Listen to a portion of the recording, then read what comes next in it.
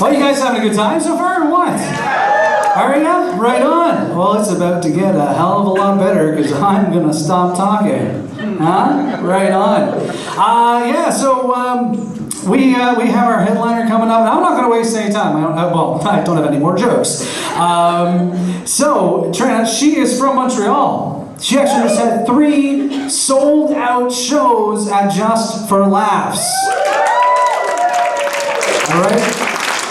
And she is here for all of you tonight in Fredericton, New Brunswick. Please put your hands together for Tranna Wintour!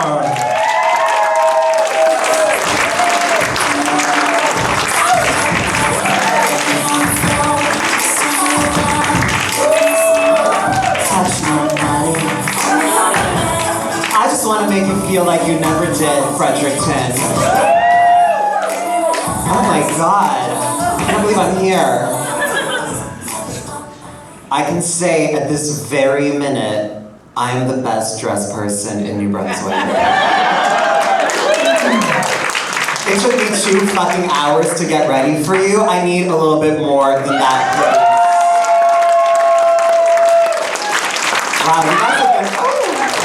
you guys have been an amazing crowd all night. I have so much that I am excited to talk to you about, but I feel like before we get down to business, there's something I would like to share with you. Something really amazing happened to me earlier today. I was just out walking around your beautiful town, and this guy came up to me and stopped me and asked me for my autograph. I know, isn't that amazing?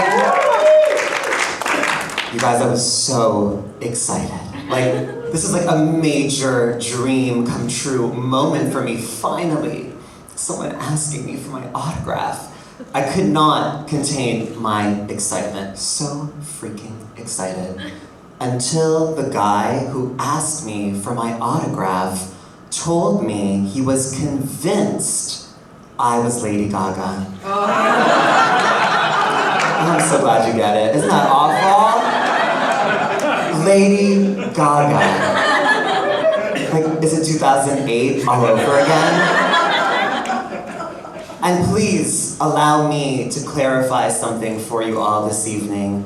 Not every girl in a wig with a big nose and a dick is Lady Gaga.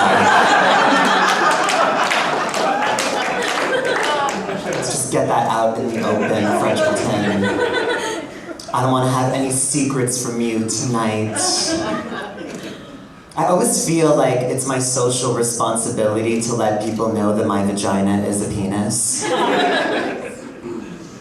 I don't want to mislead or confuse the straight guys in the room here tonight, if there are any. Are there any straight guys here tonight? Oh wow, a lot. You're a dying breed. It's about time. It's time for a new era. Of course, the question that I always get asked the most from straight guys, and they say it exactly as follows. Are you a dude?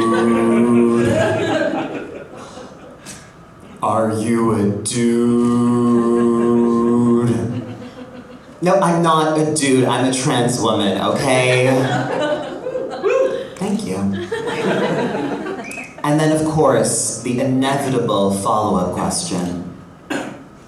Like Caitlyn Jenner?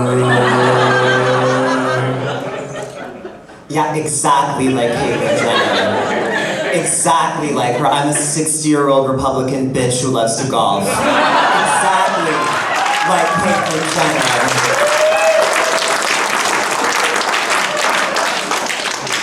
I'm so sick of her. And everyone expects her to be my hero by default, just because she's trans too. Well, allow me to clarify something else for you this evening. I know we're living in a very politically correct time, and everyone's very scared to hurt anyone's feelings, but let me tell you, as a trans person, you can be transgender and still be a fucking cunt.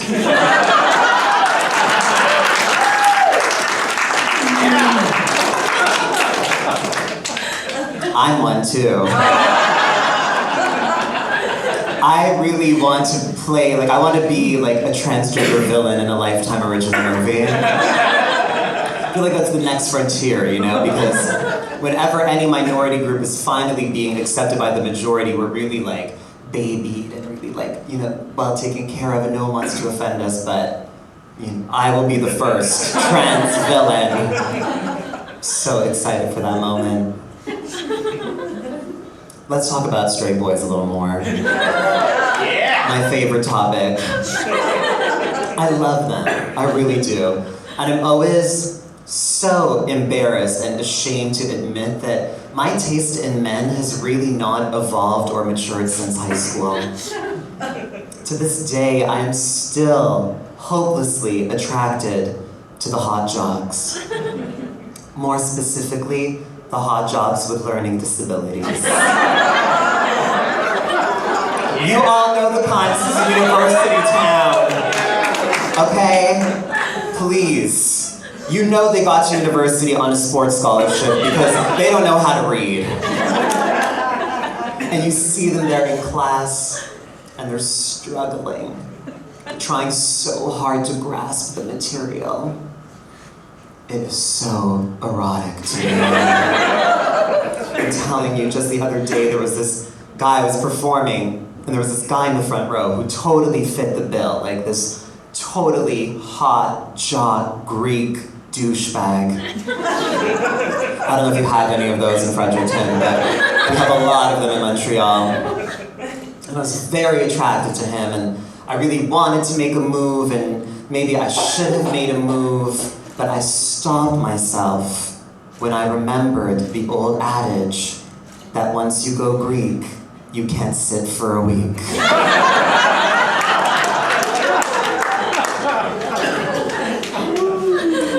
And in some circles, once you go Greek, you can't shit for a week. But we're not gonna go there tonight in this classy hotel, having a fabulous, glamorous evening together. We're gonna keep it classy. Or we'll try to, at least. I can't make any promises.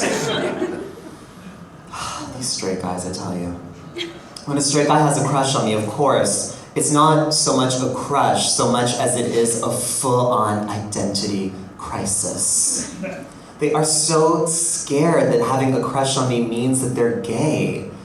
And I just tell them to calm the fuck down. Okay? Please, calm the fuck down. Because gay is the new straight anyway. I don't need to tell you this. You all already know this. You know it. But I'm really not saying that as a good thing. It actually really angers me and saddens me that being gay has become so straight. So mainstream. I mean, you go to Home Depot now, and you see these hot gay couples buying swing sets for their adopted children. Let me tell you, 30 years ago, these guys would have never stepped foot in a fucking Home Depot. And 30 years ago, these guys were buying a very different kind of swing. Do you know who I blame for this? The heterosexualization of homosexuality. Neil Patrick Harris. Yes. God, I love that you got that. I was so scared, and I'm like, okay, Fredericton, like, pop culture-wise, we must be talking 1998. I'm so pleasantly surprised. I love you guys. But seriously, Neil Patrick Harris, I mean, you've seen him and his husband and their children. They are the most heteronormative family I have ever seen in my life. And God knows they're going to raise their kids straight, which is the ultimate tragedy. Because a gay kid is the highest blessing. Yes, you know it. To the ladies in the room that have young children or are planning on starting a family one day, you better fucking pray for a gay kid, all right? Because a gay kid will stand by you. Yeah. A gay kid is the ultimate accessory for today's sophisticated suburban housewife.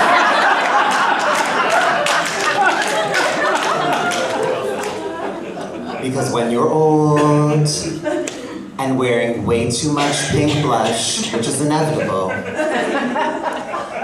your gay kid will tell you, "Mom, you look like a fucking clown!"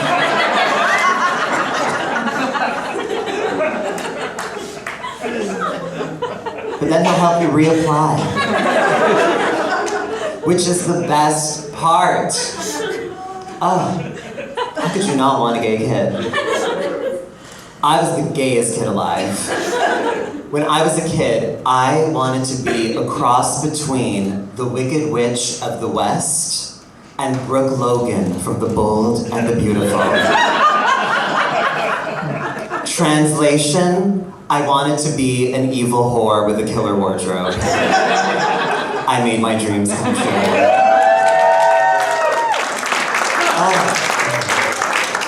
You know, when I was a kid, all that I really wanted was just to be one of the girls, just to go to sleepover birthday parties and paint my nails and maybe learn a little Spice Girls choreography in the process.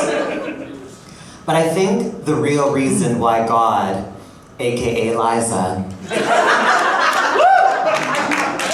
I think the reason she didn't make me a real girl, whatever the fuck that means, is that had I been a real girl, I would have been the biggest slut on the planet.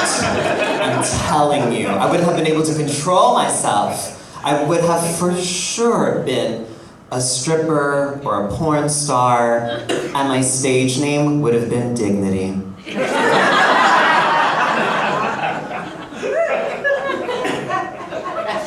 Did anyone else used to watch The Bold and the Beautiful?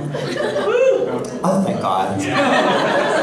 Well, for those of you who didn't, the main character on that show, her name was Brooke Logan, who was my major inspiration. Love her. She was, and to this day, is still played 30 years, the same actress playing Brooke Logan. The actress, Catherine Kelly Lang. Amazing woman, amazing. Catherine Kelly Lang. Catherine Kelly Lang sells seashells by the seashore. Actually, that's not true. Catherine Kelly Lang actually sells caftans by the seashore. See if you can say that fast 10 times. Catherine Kelly Lang sells caftans by the seashore. Catherine Kelly Lang sells caftans by the seashore. Fuck it. But Catherine Kelly Lang really does sell caftans by the seashore. She has her own line of fabulous silky beaded caftans, which she sells on CatherineKellyLangCaftans.com. Now, Catherine Kelly Lang always wears her caftans, of course, always Instagramming a picture of herself shopping on Rodeo Drives in a caftan, getting her groceries in a caftan, brunch with the girls in a fucking caftan.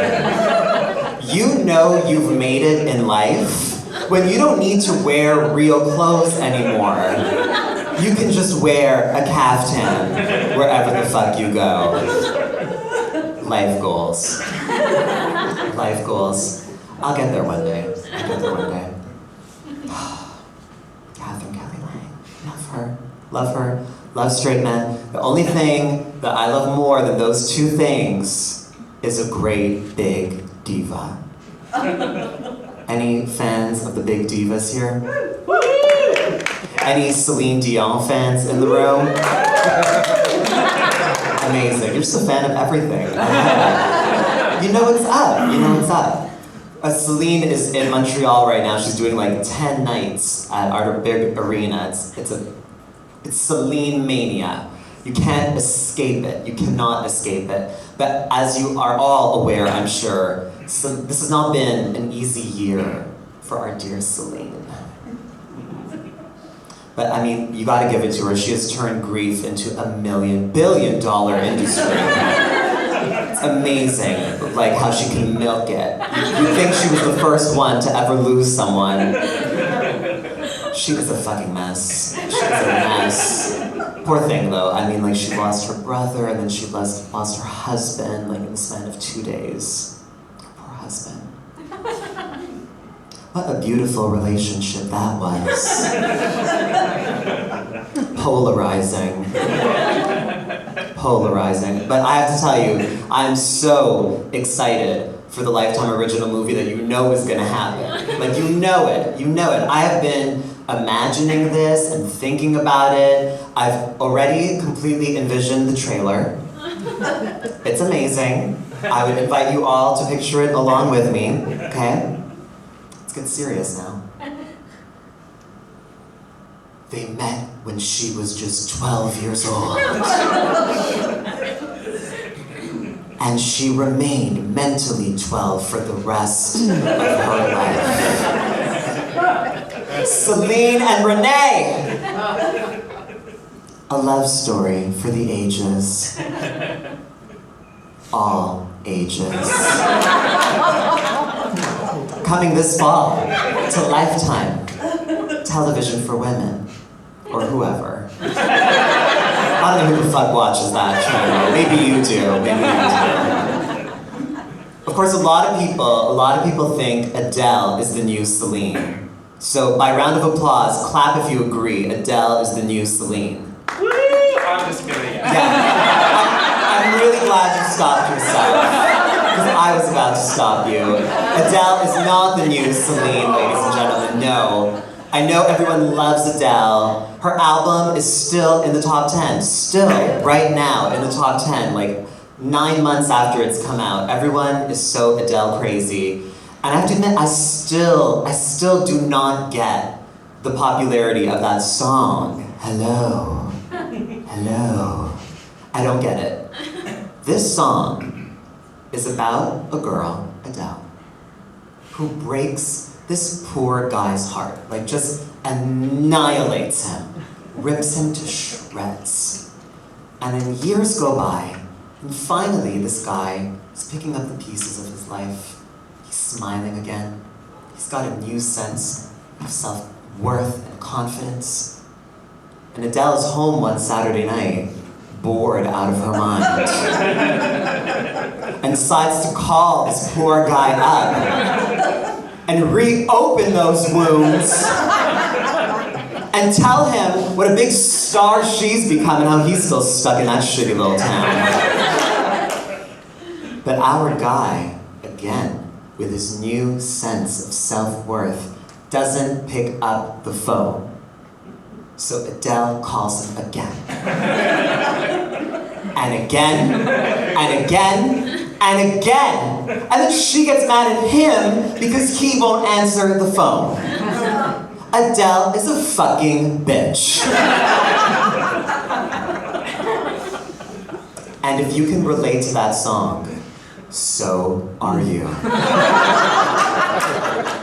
Who can relate to that song? Want to know where my bitches are tonight in Fredericton? You can kind of relate. I know.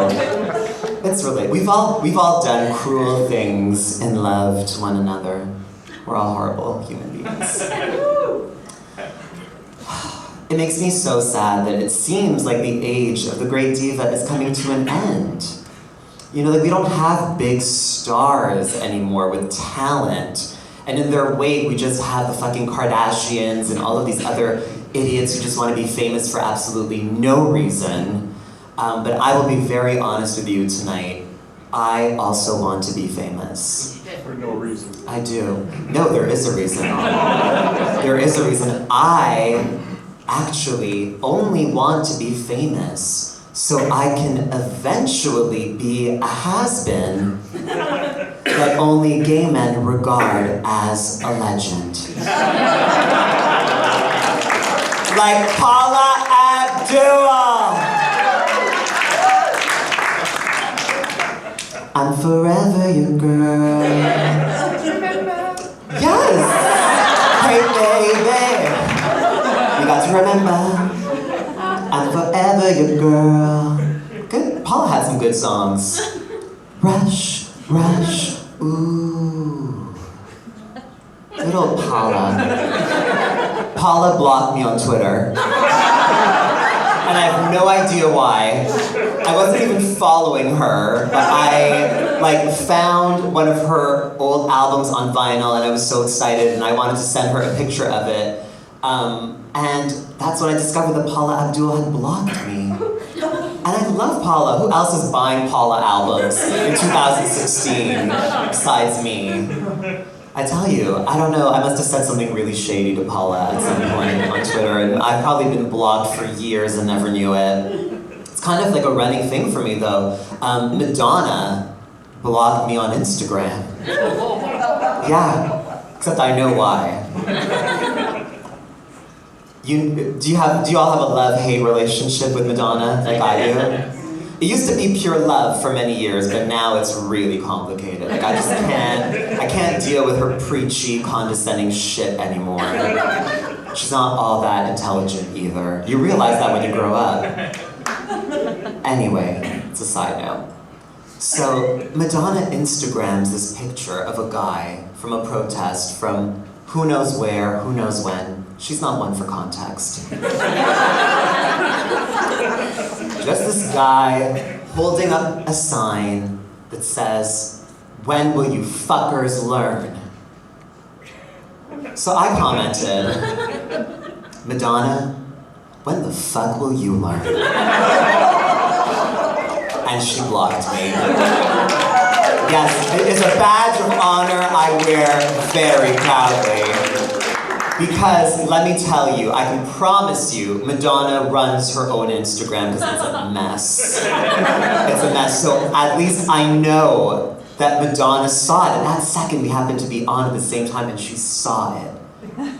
God, that is satisfying. I don't think many people tell her to her face. She's a fucking idiot. Let's open this up a little bit though. Like, I just want to, get to know you, and the way that I like to get to know people is through who their favorite diva is. You can tell a lot about a person. But don't worry, I'm not judging you. Just shout out your favorite diva. Just shout out some names for me. Cher. Yes, thank you. Whitney, where do broken hearts go? Give me some more names, don't be shy. Tina Turner. Tina Turner, yes. Warrior Queen. Elton John. Mariah. Wait, let's talk about Mariah for a minute. We can't just bypass Mariah. Mariah is walking around with a $5 million engagement ring. I'm not even exaggerating. It is literally a $5 million ring. And she won't pay her sister's medical bills. Yeah, another fucking cunt. And I used to look up to Mariah. Mariah, for me, was a spiritual leader. And everything that I have ever needed to know about life, I learned from Mariah Carey's MTV Cribs episode. It's like the greatest episode of anything in television history. If you haven't seen it, it's on YouTube. Go and watch it, I'm telling you. So many important life lessons. Number 1, after every storm, a rainbow appears. Mariah also taught me that the only way to make an appearance on live television is unannounced and uninvited. But most importantly, Mariah Carey taught me not to dress the body you have, but the body you think you have. Mariah. Okay, she's still a spiritual leader, I take it. She still is. I mean, where else are you going to learn these important life lessons? One of my favorite divas, of course, the great Bette Midler. Yes. I mean, Bette is the fucking best. I just watched The First Wives Club for the billionth time again last night. Yes. It's the best movie. And can I just say, thank God that there is a movie, this is documented on film forever, Bette Midler, Goldie Hawn, and Diane Keaton slapping the shit out of each other. Thank God that is preserved on film. Side note, Goldie Hawn has just joined Instagram. And I'm like curating your Instagram feeds for you. Follow Goldie, let me tell you, sweet Goldie Hawn posted a picture of herself kissing a monkey on the lips. And she captioned it, "Love has no boundaries." Goldie Hawn has no boundaries, apparently. But back to Bette Midler, one of my heroes. I was fortunate enough to be able to see Bette Midler in New York on Broadway a couple of years ago in this amazing one-woman show that she was in called I'll Eat You Last. An amazing show, just fantastic. And also, one of those classic, glamorous New York nights at the Booth Theater, just unbelievable. Couldn't believe how lucky I was to be there. And who ends up sitting in the row right in front of me? Sarah Jessica Parker. Yeah, gas. Thank you, that is the appropriate response. Sarah fucking Jessica fucking Parker was sitting in the row right in front of me. You guys, I was losing my mind. I love Sarah Jessica Parker so much. I could not believe it. I was freaking out. She's just a tiny little thing. She was wearing a teal leather jacket with a little bun on her head. Oh my God. Oh, I'm just thinking about it now. So of course, for the whole show, I'm just watching Sarah Jessica Parker watch the show, which was the best show I have ever seen in my life. Halfway through the show, Sarah Jessica Parker pulls a Kit Kat bar out of her purse, opens it up, breaks off one stick, puts the rest back in her purse. Discipline. Discipline. Something we could all use a little more of. Sweet Sarah Jessica Parker. So should I do a little more for you? Yeah! You're not getting tired yet? Okay. Here's how we'll end the evening. Because I feel like we've gotten to know each other a little bit. You've been such an incredible audience. It's been such a big pleasure, honestly, to be here in Fredericton and see that you actually have a pride here, which is so amazing. I have to admit, I take living in a big city completely for granted. And so for all the queer people living in small towns, but living loud and proud and not hiding and shining bright, I applaud you. I applaud you so much. Happy Pride. You are all truly amazing. And so I will leave you tonight with a very important question. But I'm going to need a very honest answer from all of you because this might be the most important question you've ever been asked in your lives. Here it is. How many of you bought J-Lo's new album? Was it even released in Fredericton? And you know what? I know none of you bought it, but it's actually a really good thing that you didn't because it is a total piece of shit. An impulse purchase I will regret for the rest of my life.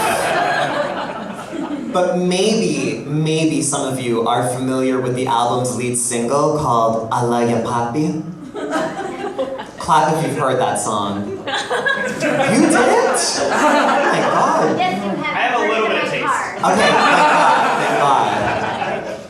But for all of you here tonight who don't know, Jennifer Lopez actually has a song called I Love Ya Papi. Not I love you, Papi. I love ya, Papi. I love ya. L-U-H. I love ya. I love ya, I love ya, I love ya, I love ya, I love ya, I love ya, I love ya, I love ya, I love ya, I love ya, I love ya, Fredericton. What the fuck happened to J-Lo? Has she lost her ability to enunciate? Has she suffered a stroke recently? Can you guys imagine what it would sound like if J-Lo were to sing the great love songs of our time? Let's just jump right in, shall we? Okay, let me get focused. My love, there's only you in my life. My endless love.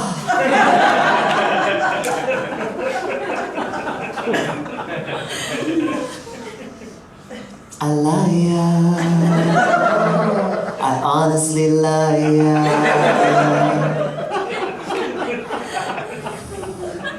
You're making me laugh.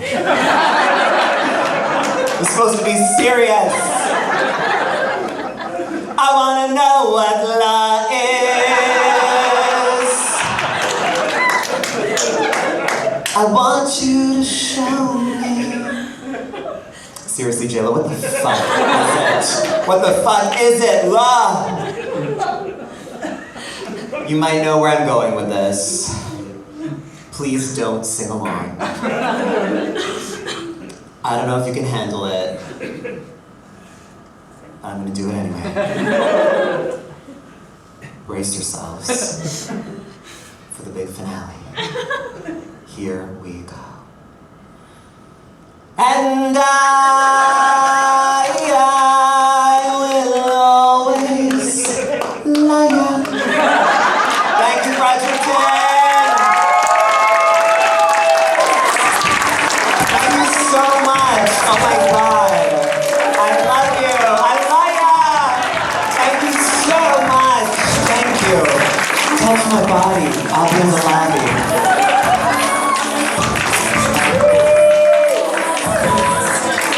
Tranna Wintour? Do you love her or what? Do you love her? Oh my God. Well, did you get your money's worth or what? Right on. Well, you know what? We got some butt plugs, so hold on to your hats. Hold on to your hats.